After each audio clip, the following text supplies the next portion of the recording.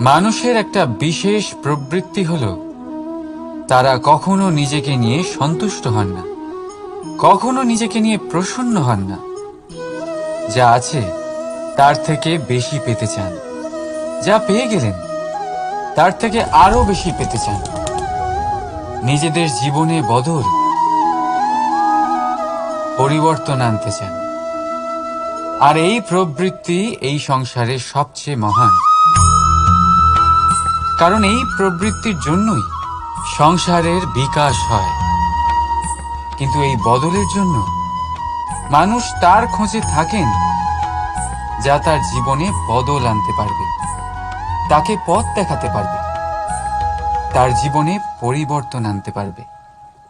আর তাই মানুষ সংসার জুড়ে তাকেই খোঁজেন যিনি তার পাশেই আছেন।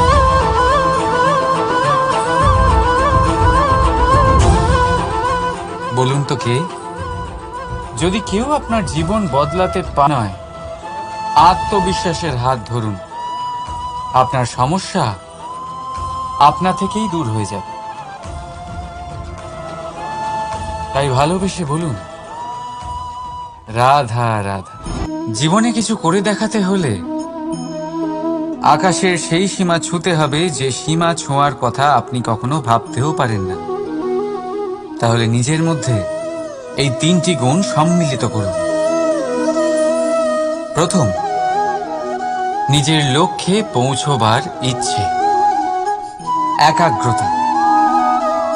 এ আপনার দ্বারা এমন কাজ করাতে পারে যা আপনি কখনো করতে পারবেন না। দ্বিতীয়, সাহস, সমস্যার সমাধান করার ক্ষমতা। এটা আপনার দ্বারা তাই করাতে পারে। রাধা রাধা। স্বপ্ন আর লক্ষ্য একই মনে হয়। এই দুইয়েরই কথা মানুষ কল্পনা করেন। এই দুই মানুষ অর্জন করতে চান। আর এই দুই পূর্ণ হলে মানুষ নিজেকে অত্যন্ত ভাগ্যবান বলে মনে করেন। কিন্তু এই দুইয়ের মধ্যে পার্থক্য আছে।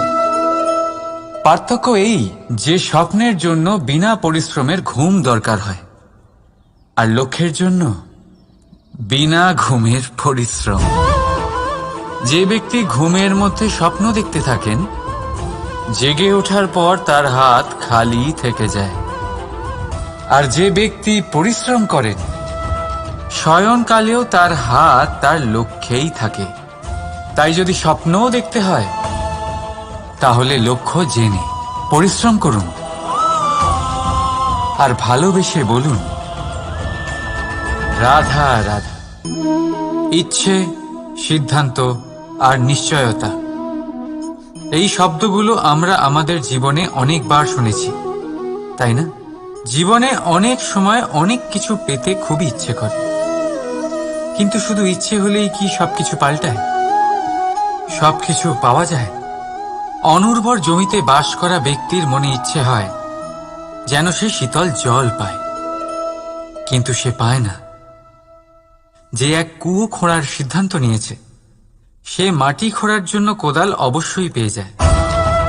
আর যে নিশ্চিত করে নিয়েছে, সে দেরি করে হলেও সেই শীতল জল অবশ্যই পেয়ে যায়।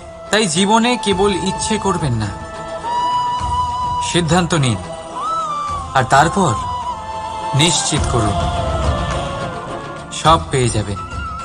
আর ভালোবেসে বলুন, রাধা রাধা। প্রদীপ জ্বালানোর কাজ বড়ই আনন্দদায়ক। উজ্জ্বলতার এই শিখা যেন আত্মার মধ্যে গিয়ে মনে উল্লাস ভরে দেয়।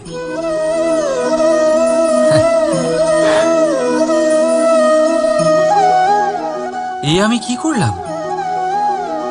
আমি একে নিভিয়ে দিলাম, অথচ এই দিয়েই আমি অন্য প্রদীপগুলি জ্বালিয়েছিলাম।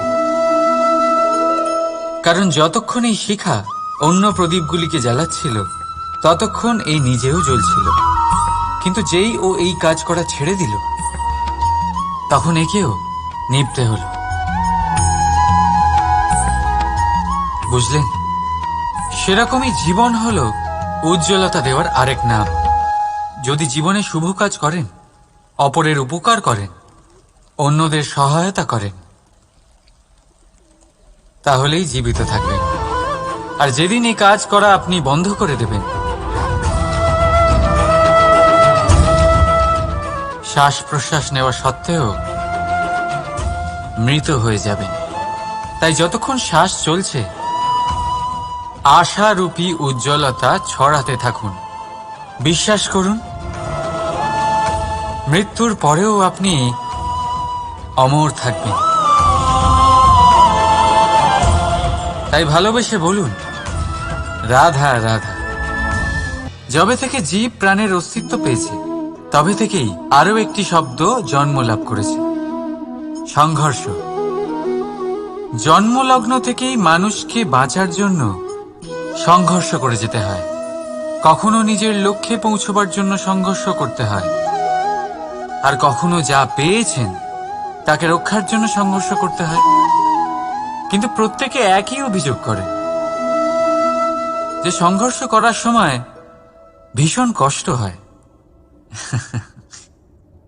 আপনি যোদ্ধা হলে প্রহার আপনাকে সহ্য করতেই হবে। সাঁতার শিখতে হলে জলে আপনাকে প্রবেশ করতেই হবে। পায়ের তলায় তাদেরই কড়া পড়ে যারা রোজ হাঁটেন, আর যারা হাঁটেন তারা নিজেদের লক্ষ্যে অবশ্যই পৌঁছন। তাই মনে রাখবেন, জীবন ততক্ষণই আছে যতক্ষণ কর্ম করবেন। তাই সংঘর্ষ করতে থাকুন, কষ্ট ভুলে যান, আর আমার সাথে ভালোবেসে বলুন, রাধা রাধা। মন, মানুষ, মান, এই তিনেরই প্রারম্ভ ম দিয়ে হয়, তাই না? কিন্তু আজ আমরা কথা বলবো মানের বিষয়ে। মানই সেই ভাব যা আমাদের মনকে সন্তুষ্ট করে। এই কলসিতে ভরা জলের মতন, যে জল এই পাত্রতে থাকার দরুন এর অস্তিত্ব বজায় থাকে। এবার মান থেকে আসে আত্মসম্মান আর অভিমান, আর এই দুইয়ের মধ্যে তফাৎ অনেক। যে জল এই পাত্রের মধ্যে সংরক্ষিত তা হলো আত্মসম্মান, যা আমাদের মনের সম্বল, অবলম্বন, যা এই পাত্রের মধ্যে শীতল থাকে, আর যিনি পান করেন তাকেও শীতল রাখে। আর যে জল এই পাত্রের বাইরে উতলে পড়ে তা হলো অভিমান, যা বাইরের উত্তাপে বাষ্প হয়ে উবে যায়। সর্বদা মনে রাখবেন, আত্মসম্মান আপনাকে দৃঢ় করে, আপনাকে শক্তি প্রদান করে, আর অভিমান আপনাকে দুর্বল করে দেয়। তাহলে কি হতে চান আপনি? আত্মসম্মানী নাকি অভিমানী? সিদ্ধান্ত আপনার। রাধা রাধা। পড়ে যেতে কোনো আপত্তি নেই, শুধু পড়লে পরও সেই জলের ফোঁটার মতো যা এই সংসারকে জীবন দান করে। আর সেই ওঠার মধ্যেও কোনো কৃতিত্ব নেই, যেখানে অন্য কারোর কাঁধের ওপর পা রেখে উঠতে হয়। নিজের অস্তিত্ব হারাতে কোনো ক্ষতি নেই, যদি তা সেই বীজের মতো হয় যা এক নতুন গাছের অস্তিত্বকে জন্ম দেয়। কিন্তু সেই অস্তিত্বের জন্মে কি লাভ যা অন্য কারোর স্বপ্নকে নস্যাৎ করে তৈরি হয়, যা আপনাকে ভিতরে ভিতরে নষ্ট করে দেবে। রাধা রাধা। সব থেকে ভালো যুদ্ধ সেটাই যা কখনো লড়াই হয়নি, অর্থাৎ বোঝাপড়া, সন্ধি। সব আবশ্যক পরিস্থিতিকেই শুভ করা যায়। নিজের থেকে শক্তিশালীর সাথে যিনি সন্ধি করেন তিনি বিদ্বান। নিজের সমকক্ষের সাথে যিনি সন্ধি করেন তিনি গুণবান। আর নিজের থেকে দুর্বলের সাথে যিনি সন্ধি করেন তিনি দয়াবান। একটা যুদ্ধ আপনার একাধিক শত্রু তৈরি করতে পারে, কিন্তু একটা মীমাংসা আপনাকে একটা বন্ধু দিতে পারে। তাই হাতের মুঠো তখনই শক্ত করুন যখন যুদ্ধ এড়ানো অসম্ভব হয়ে পড়ে, নয়তো হাত বাড়িয়ে হাত মেলান, কারণ মিলনে যে সুখ যাতনায় তা নেই।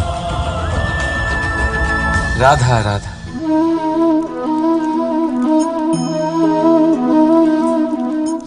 শীতকালের সন্ধ্যায় এই জ্বলন্ত কাঠে হাত সেঁকতে কার না ভালো লাগে। কত সময় পেরিয়ে যায় এই কাঠ সরাতে ঘোরাতে, বোঝাই যায় না। এই কাঠগুলি আগে জ্বলে, তারপর আমাদের উষ্ণতা দেয়, আর তারপর ছাই হয়ে যায়। আচ্ছা বলুন, এই আগুনের উৎপত্তি কোথা থেকে হয়? উত্তরটা সহজ, এই কাঠ থেকে। আচ্ছা, এই ছাইয়ের উৎপত্তি কোথা থেকে হয়? উত্তর সেই একই, এই কাঠ থেকেই। তাহলে আগুন আর ছাই, এই দুইয়ের উৎপত্তি কাঠ থেকেই হয়। এবার ভাবুন, আগুন যা এই কাঠ জ্বালায়, আর ছাই সেই ছাই যা এই আগুন নিভিয়ে দেয়। কিছু বুঝলেন? আপনার শক্তি আপনার ভেতরেই উৎপন্ন হয়, আর আপনার অন্তরের ক্ষতিকর সেই ছাই, সেটাও আপনার ভেতরেই উৎপন্ন হয়। তাই নিজের ভিতরের উজ্জ্বলতা দিয়ে এই সংসারকে আলোকিত করতে চান, নাকি নিজের ভেতরের আধার বার করে এই সংসারে অন্ধকার আনতে চান? সিদ্ধান্ত আপনার।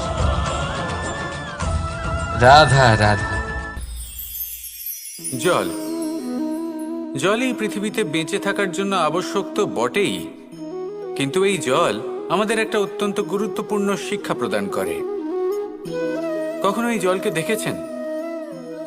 যে পরিস্থিতিতেই এই জল প্রবাহিত হোক না কেন, এর উপর যা কিছুই প্রভাব থাকুক না কেন, এর পথে যতই বাধা আসুক না কেন, তার মধ্যে থেকে ও নিজের পথ ঠিক বের করে নেয়, কিন্তু নিজের প্রবাহ থামতে দেয় না, ক্রমাগত অগ্রসর হতে থাকে। সেরকমই একটা শিক্ষা যেটা আমরা জল থেকে পেয়ে থাকি, তা হলো এটা: আমরা যখন জলের দিকে তাকাই তখন আমরা নিজের প্রতিবিম্ব দেখি, স্পষ্টভাবে দেখতে পাই।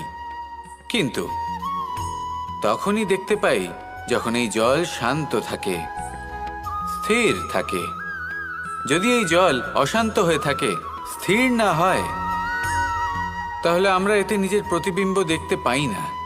এটাই আমাদের মনের সাথেও হয়ে থাকে।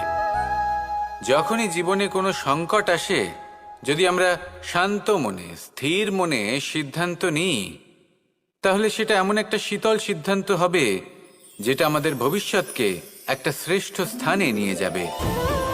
যদি এই মন অশান্ত হয়, বিচলিত হয়, পীড়িত হয়, দুঃখিত হয়ে থাকে, রুষ্ট হয়ে থাকে, তাহলে অনেক সময় আমরা এমন সিদ্ধান্ত নিই যেটা আমাদের জন্য অনুচিত প্রমাণিত হয়।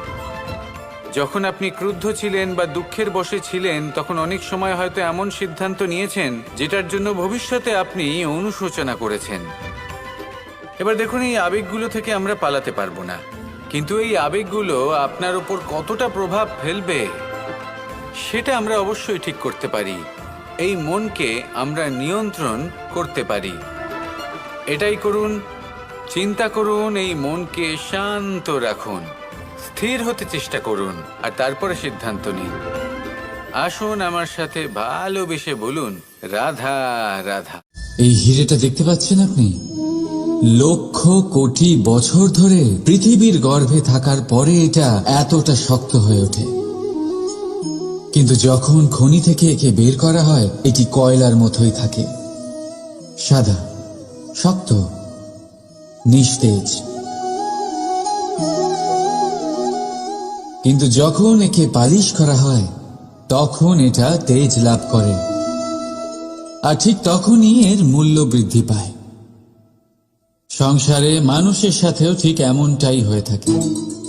মানুষের বুদ্ধি, মেধা, অভিজ্ঞতা সেই বছরগুলোর জন্য বৃদ্ধি পায় না যে বছরগুলো আমরা জীবনে কাটিয়েছি, বরং সেই মুহূর্ত থেকে ফুটে ওঠে যখন আমরা কষ্টের সম্মুখীন হয়েছি, বিপদের সম্মুখীন হই, সংকট পেরিয়েছি, ছলনা আর ক্লেশ সহ্য করেছি।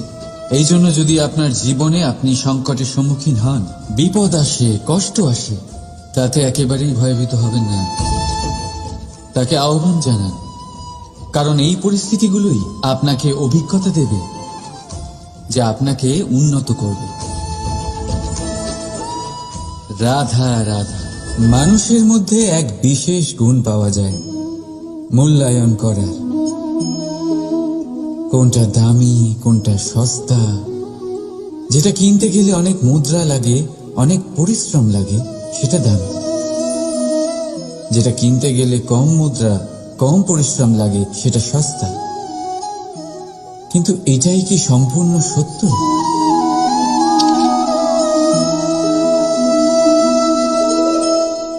এখন আপনার সামনে একটা পাত্র আছে যাতে জল ভরা আছে, আর একটা সোনার মুদ্রা। বলুন, এই দুই বস্তুর মধ্যে বেশি দামি কোনটা? আপনি বলবেন সোজা ব্যাপার, সোনার মুদ্রাই বেশি দামি হবে। এই সোনার মুদ্রা দিয়ে আপনি এরম অনেক জলের পাত্র কিনতে পারবেন। চলুন, ঠিক আছে। এবার ভাবুন, আপনি যদি কোনো মরুভূমির মাঝে আটকে পড়েন, তৃষ্ণায় কাতর আপনি, তখন কোনটা দামি হবে? তখন তো আপনি এই এক ঢোক জলের জন্য নিজের সারা জীবনের উপার্জন, যা আপনি আয় করেছেন, সব দিতে রাজি হয়ে যাবেন। মনে রাখবেন, জীবনে দামি বা সস্তা বস্তু নয়, পরিস্থিতি হয়। আর প্রয়োজনে যা কাজে আসে, তার থেকে অমূল্য এই সংসারে আর কিচ্ছু নেই। রাধা অগ্নি। জীবনে খুব মহত্বপূর্ণ হয় এই অগ্নি। এই অগ্নি উজ্জ্বলতা হয়ে আমাদের জীবিত রাখে। কিন্তু ভাবুন, যদি এই উজ্জ্বলতা ক্রোধের অগ্নি হয়ে দিকভ্রষ্ট হয়, তাহলে কি হবে? একটা ছোট পাতা দিয়ে শুরু করে গোটা বনকে ছারখার করে দিতে পারে। ঠিক সেরকমই মানুষের ক্রোধের আগুনও অন্যদের তো ভস্ম করেই, কিন্তু তার পূর্বে স্বয়ং নিজেকেই ভস্ম করে দেয়। তাহলে কি করা যায়? কি করে নিয়ন্ত্রণ করা যায় তাকে? উত্তর হলো, তাতে জল ঢেলে দিয়ে, জলের মতো বইতে দিন একে। ঠিক সেইভাবে যেমন সূর্য নিজের অগ্নিকে তেজ বানিয়ে আপনার কাছে পৌঁছে দেয়। এটাই পার্থক্য সূর্যের অগ্নি আর ক্রোধের অগ্নির মধ্যে। সূর্যের অগ্নি বিচ্ছুরিত হয়ে প্রতিফলিত হয়ে আসে, আর সেই জন্যই তাকে তেজ বলা হয়। অন্যদিকে আমাদের ক্রোধের আগুনের কোনো সীমাই থাকে না। তাহলে নিজের অন্তরের শক্তিকে ক্রোধের আগুন বানিয়ে জ্বালাতে চান, নাকি উজ্জ্বলতা বানিয়ে বিস্তারিত করতে চান? সিদ্ধান্ত আপনার। রাধা রাধা। সংসারে সব থেকে কঠিন কাজ কি? কেউ বলবেন পর্বত আরোহণ করা, কেউ বলবেন সাঁতার কাটা, কেউ বলবেন আকাশে ওড়া। কিন্তু বাস্তবে সত্যি কি এগুলি কঠিন? আসলে যদি দেখা যায় তো এগুলি কিছুটা আলাদা। যে কাজ আমরা করতে অভ্যস্ত নই, আমরা তাকে কঠিন ভেবে নিই। যেমন সাঁতার কাটা আলাদা, পাহাড়ে ওঠার কলা আলাদা, আকাশে ওড়ার কলা আলাদা। যেমন কিছু মানুষ গণিত আর বিজ্ঞানকে কঠিন ভেবে নেয়, কিন্তু বাস্তবে এটা সাহিত্যের থেকে কিছুটা ভিন্ন, কঠিন নয়। দেখুন, এই সংসারে কঠিন কিছুই নেই, শুধু একে অপরের থেকে কিছুটা ভিন্ন। যেমন কোনো মানুষ হন, সম্পর্ক হোক, কারোর চিন্তাধারা বা বিচার বুদ্ধি হোক, কখনো কখনো আমরা বুঝতে পারি না, কারণ আমাদের চিন্তাধারা ও বিচার বুদ্ধির থেকে সেগুলি আলাদা। কিন্তু যদি এটা বুঝে নেওয়া যায় যে সেটা কঠিন নয়, একটু ভিন্ন মাত্র, তাহলে অনেক সম্পর্ক বাঁচানো যেতে পারে। রাধা। বলুন, শ্রেষ্ঠ কে? রেশমের সুতো যিনি তৈরি করেন, নাকি তিনি যিনি এই সুতো দিয়ে বস্ত্র তৈরি করেন? নিশ্চিতভাবে যিনি বস্ত্র বানান। এবারে বলুন শ্রেষ্ঠ কে? নদী তটে মাটি ছড়িয়ে রেখে দেয় যে বান, নাকি সেই মাটি একত্রিত করে তাই দিয়ে যিনি মূর্তি বানান সেই মূর্তিকার? নিশ্চিতভাবেই মূর্তিকার। এবারে বলুন শ্রেষ্ঠ কে? দেবতা আর দানবের সেই দল যারা অমৃত পাওয়ার জন্য এই সংসারে হলাহল ছড়িয়ে দিয়েছে, নাকি মহাদেব যিনি এই হলাহল নিজে পান করে নিজের কণ্ঠে ধারণ করেন? নিশ্চিতভাবেই মহাদেব সর্বশ্রেষ্ঠ। ঠিক এইভাবেই সংসারে ছোট ছোট ব্যাপারকে যারা বড় করে দেখেন তারা শ্রেষ্ঠ হন না, কারণ ছোট ছোট খুঁটিনাটিকে দ্বন্দ্বে পরিণত করা অত্যন্ত সহজ। কিন্তু সর্বশ্রেষ্ঠ তিনিই হন যিনি নিজের বিচার বুদ্ধি দিয়ে বড় বড় যুদ্ধের অবসান ঘটান। রাধা রাধা। নদীর জল মিষ্টি হয় আর সাগরের জল হয় নোনতা, আর কোনো নালার জল দুর্গন্ধে ভরা হয়। কেন? নদীর জল মিষ্টি হয় কারণ সে সকলকে জল দেয়, সাগর জল নেয় আর তাই জন্য নোনতা হয়। আর নালা সে বওয়া বন্ধ করে দেয় আর সেই কারণেই তা দুর্গন্ধময় হয়ে ওঠে, সে কাজের অযোগ্য হয়ে ওঠে। আমাদের জীবনেও অনেকটা এমনটাই হয়ে থাকে। যদি নদীর মতন জীবনে কিছু দিতে শেখেন তাহলে জীবনে মিষ্টত্ব বজায় থাকবে। যদি সাগরের মতন ভাগ দেওয়ার বদলে শুধু সঞ্চয় করতে থাকেন তাহলে মনে তিক্ততা ভরে থাকবে। আর যদি নালার মতন বওয়া বন্ধ করে দেন, কর্ম করা ছেড়ে দেন, তাহলে কাজের অযোগ্য হয়ে যাবেন। আর সেই জন্য কোনো বিশ্রাম ছাড়াই কর্ম করতে থাকুন। আর যা কিছু আপনার কাছে আছে তাকে ভাগ করতে শিখুন। মন প্রসন্ন হয়ে বলবে রাধা। আপনি কখনো কোনো পাখি দেখেছেন? তীব্র বায়ু, ভয়ানক বর্ষা, হিংস্র জীব একাধিকবার তাদের বাসা নষ্ট করে দেয়, কিন্তু তাও সে ঝড়ের সাথে ঝগড়া করে না। সে কখনো বর্ষাকে হিংসে করে না, আর না সে হিংস্র পশুদের ওপর প্রতিশোধ নেয়। সে শুধু স্থান পরিবর্তন করে, অন্য কোনো শক্ত ডালে আবার নিজের বাসা বানাতে উদ্যোগী হয়, আর তারপর সফল হয়ে নিজের পরিবার প্রতিষ্ঠা করে। আর তারপর কিছু মাসের মধ্যেই তার ছোট সন্তানদের আকাশে ডানা মেলে উড়তে দেখা যায়।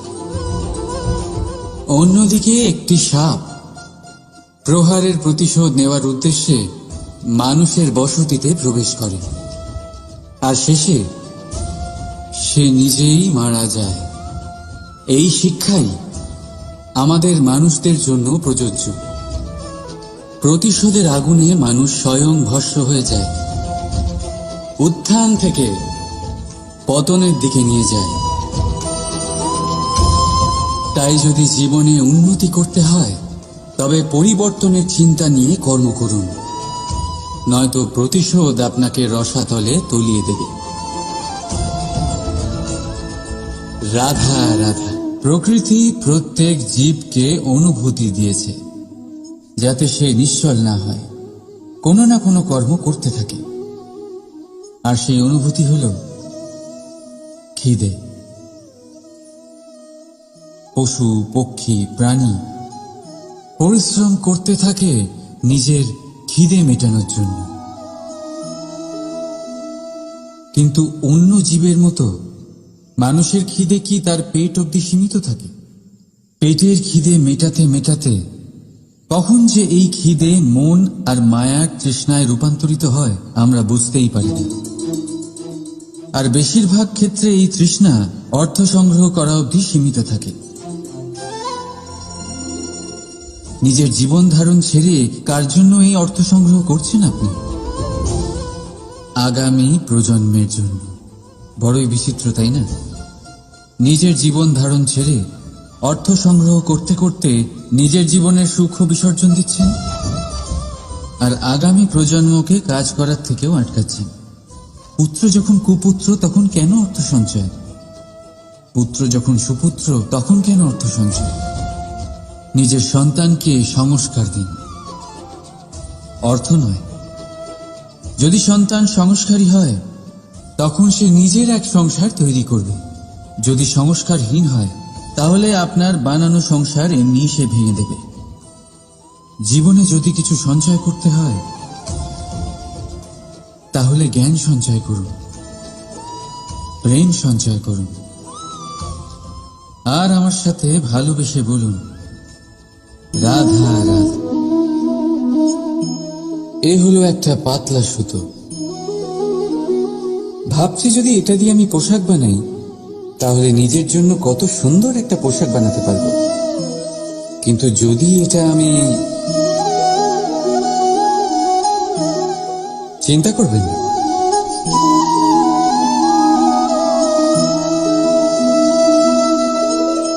দেখুন, এই সুতো জোড়া লেগে গেল।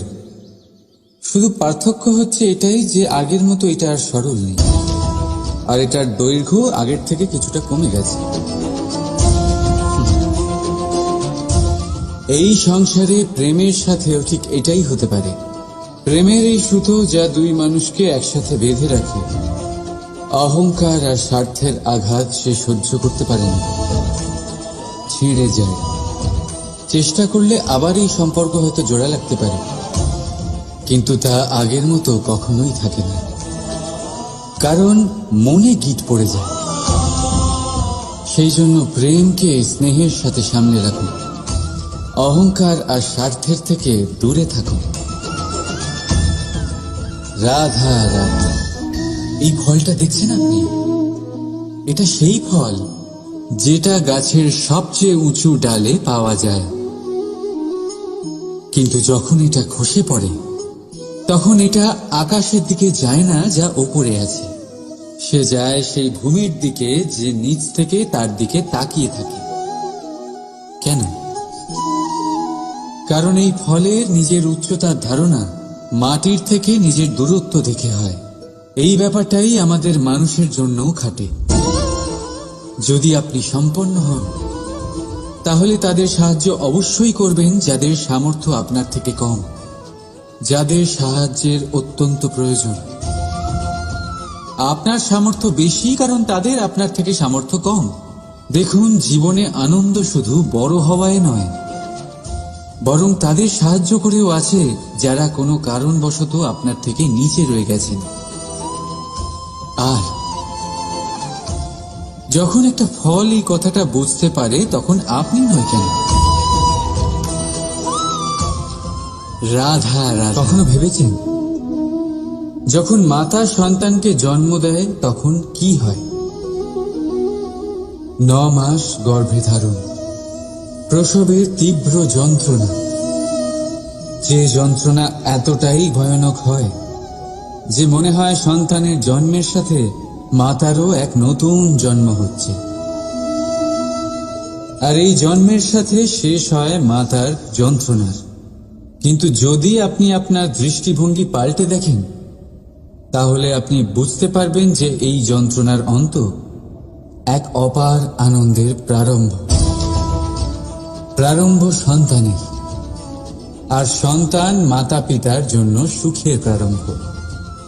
জীবনের সাথে এটাই হয়। আমরা কখনো কখনো কোনো সম্পর্ক বা পরিস্থিতির যন্ত্রণার অন্তের জন্য এত বিচলিত হয়ে যাই যে সেই আনন্দের প্রারম্ভ আমরা দেখতেই পাই না। মনে রাখবেন, যন্ত্রণা আনন্দের প্রারম্ভের লক্ষণ মাত্র। রাধা রাধা। এই সংসার অনেকটাই বড়, আর আমরা তার কাছে অত্যন্ত নগণ্য। এই সংসারে এমন অনেক মানুষ পাওয়া যায় যারা বোঝান যে এই সংসারটা কতটা বড়, কতটা অদ্ভুত, কতটা সুন্দর। আর এই সংসার রচনা করে পরমেশ্বর কত মহান এক কাজ করেছেন। কিন্তু আপনি এই জীবনে মাত্র কয়েকজন মানুষকেই পাবেন যারা আপনাকে এটা বলবেন যে এই সংসারে আপনি কতটা গুরুত্বপূর্ণ, আপনি কতটা অদ্ভুত। যদি আপনি তাদের সাথে থাকেন তাহলে তারা নতুন কিছু সৃষ্টি করতে পারেন, এই সংসারকে আরো কতটা পবিত্র করতে পারেন। তাই এই সংসারকে গুরুত্ব না দিয়ে সেই মুষ্টিমেয় কিছু মানুষকে গুরুত্ব দিন, কারণ তারাই হলো আপনার আপনজন, আর তারাই আপনাকে সঠিক পথে চালিত করবে। মানুষকে তো বর্ষার স্রোতও বয়ে নিয়ে যেতে পারে, তাকে সাগরও ডুবিয়ে দিতে পারে, কিন্তু গঙ্গা জল সবচেয়ে বেশি শুদ্ধ, কারণ তার কয়েক ফোঁটা মানুষকে মুক্ত করে দেয়। এটা হলো সূচ, আর এটা হলো তলোয়ার। এবারে আপনারা বলুন, আপনাদের দৃষ্টিকোণ থেকে এই দুই বস্তুর মধ্যে কোনটা বেশি শক্তিশালী আর গুরুত্বপূর্ণ হতে পারে? আপনি বলবেন তলোয়ারই সবচেয়ে শক্তিশালী বা গুরুত্বপূর্ণ। আচ্ছা, মানলাম যে তলোয়ার বেশি ভারী হয়। তলোয়ার আপনাকে যুদ্ধে বিজয়ী করে, যুদ্ধে শত্রুর বিনাশ করে, কিন্তু তলোয়ার দিয়ে আপনি কখনো আপনার বস্ত্র সেলাই করতে পারবেন না। যদি আপনার পায়ে কাঁটা ফুটে যায় তা আপনি তলোয়ার দিয়ে বের করতে পারবেন না। আপনাকে সূচের ব্যবহার করতেই হবে। এবারে বলুন, তলোয়ার পেয়ে যাওয়ার পরে এইভাবে সূচকে হারিয়ে ফেলা কি ঠিক হবে?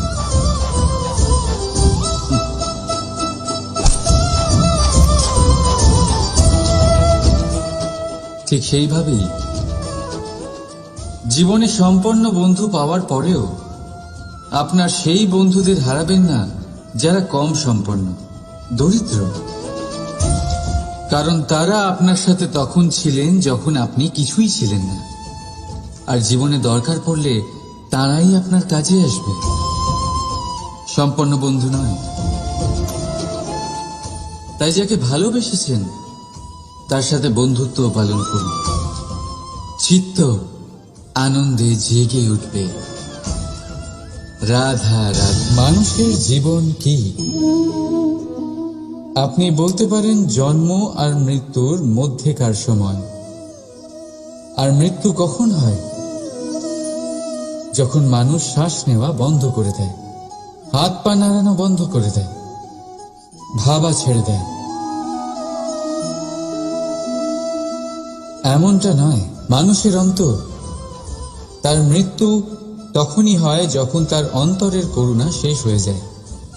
করুণা সেই ভাব যা মানুষকে মানুষ করে তোলে, যা এক মানুষকে আরেক মানুষের কষ্টে তার প্রয়োজনীয়তা অনুভব করে, আর সেটাই তাকে শক্তি দেয় অন্য কাউকে সহায়তা করার জন্য, তাকে পাত্র করে এই সৃষ্টির নিয়ন্তা হবার জন্য। দেখুন, এই সংসারে মৃত্যু কেবলমাত্র একবারই হয়, তাই তার আগে কেন মরব? এই করুণাকে কেন মারব? নিজের মনুষ্যত্ব বজায় রাখুন, মৃত্যুর পরেও আপনি জীবিত থাকবেন। রাধা। সময় বড়ই বিচিত্র অনুভব দেয়।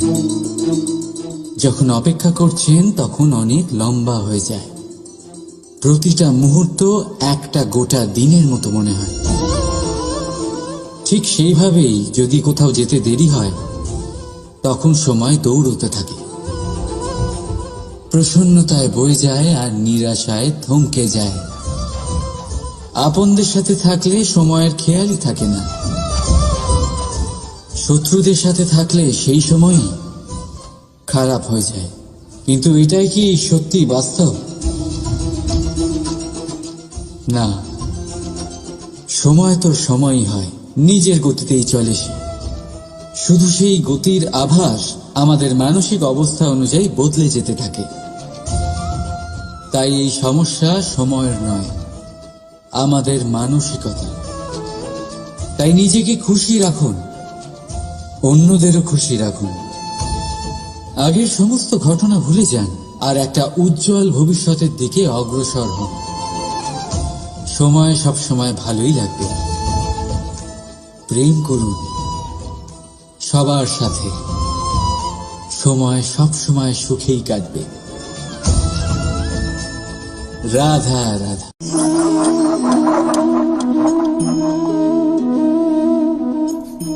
কোনো ব্যক্তিকে নিশ্চয়ই দেখেছেন যিনি নিজে কাঠ কাটার এই কাজে নিপুণ এবং অভিজ্ঞ।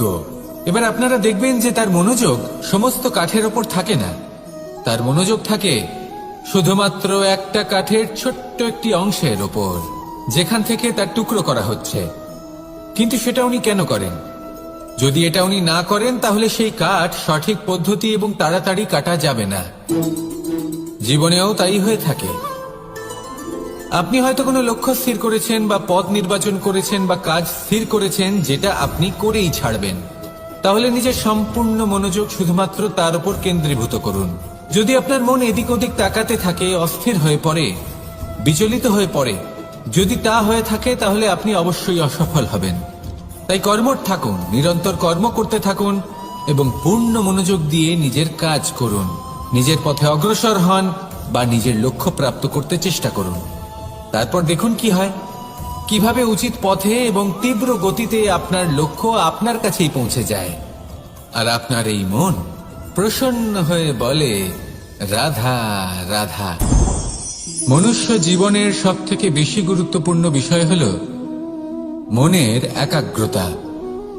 এই সংসারের যে কটি মহান কার্য সম্পাদন হয়েছে তা হল মনের এই একাগ্রতার একমাত্র ফল।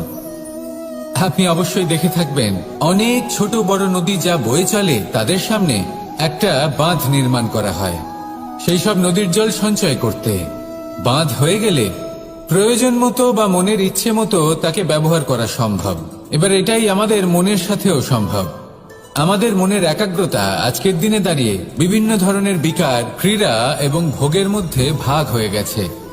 একে একত্রিত করতে হবে, একটা বাঁধ নির্মাণ করতে হবে, কর্মের বাঁধ। আপনাকে শুধু এটাই করতে হবে, যেটা উচিত কর্ম সেটাই করুন, যেটা অনুচিত কর্ম সেটা করা থেকে নিজেকে বিরত রাখুন। ব্যাস, এই কাজটাই আপনি করতে থাকুন, করতে থাকুন। মনের মধ্যে একাগ্রতার বাঁধ নির্মাণ করুন।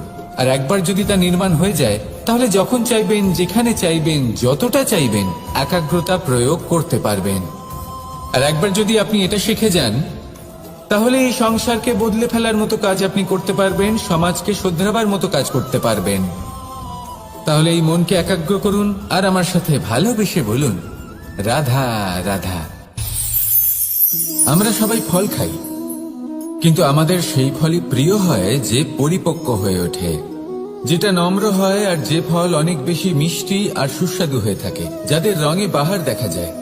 সেইভাবে জীবনে আমরা নানান মানুষের সাথে পরিচিত হই, কিন্তু সেই মানুষই আমাদের মন ছুঁয়ে যায় যারা বিনম্র স্বভাবের, যাদের বাণী খুব মধুর, যাদের অন্তরে আত্মবিশ্বাসের একটা তেজ, একটা রং দেখা যায়। এবার এমন ব্যক্তি আমরা কি করে হব?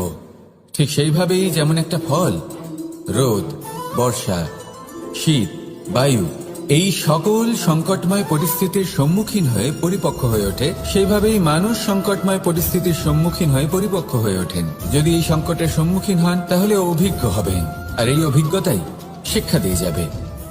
এই অভিজ্ঞতা আমাদের শিখিয়ে দেয় যে আমাদের বিনম্র থাকতে হবে। অহংকার করে কোনো লাভ নেই। মধুর বাণীর যে কি মূল্য তা আমরা শিখতে পারি। এই অভিজ্ঞতাই আমাদের বুঝিয়ে দেয় যে উচিত অনুচিত কোনটা, আমাদের দৃষ্টিভঙ্গি তৈরি করে, আর এই দৃষ্টিভঙ্গি দ্বারা আত্মবিশ্বাস জাগ্রত হয়।